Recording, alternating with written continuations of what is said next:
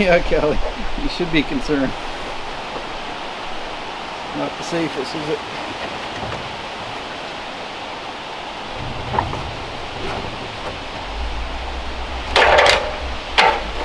I won't drop it on you, but it might fall.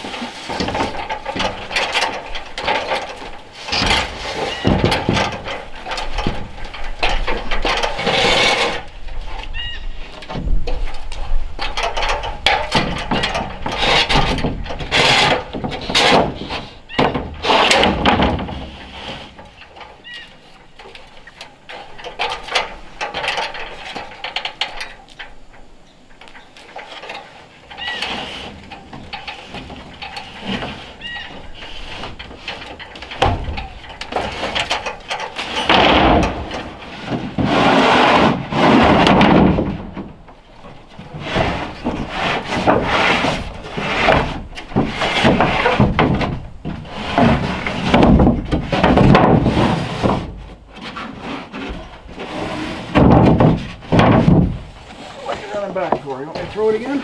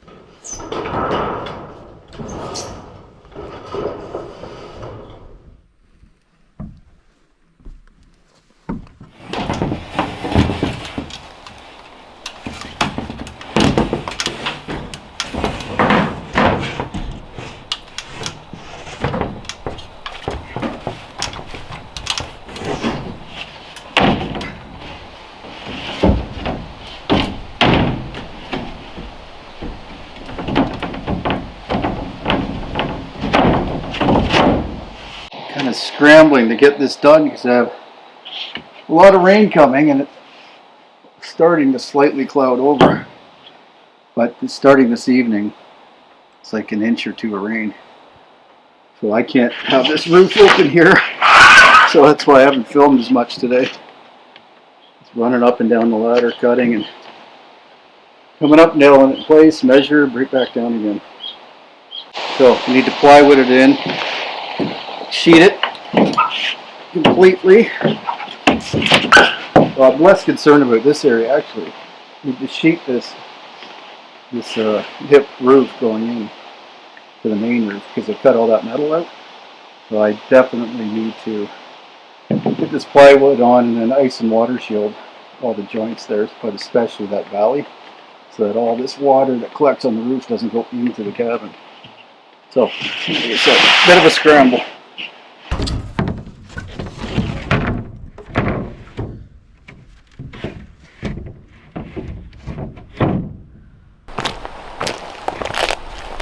Oh, hi. What are you doing? What's up?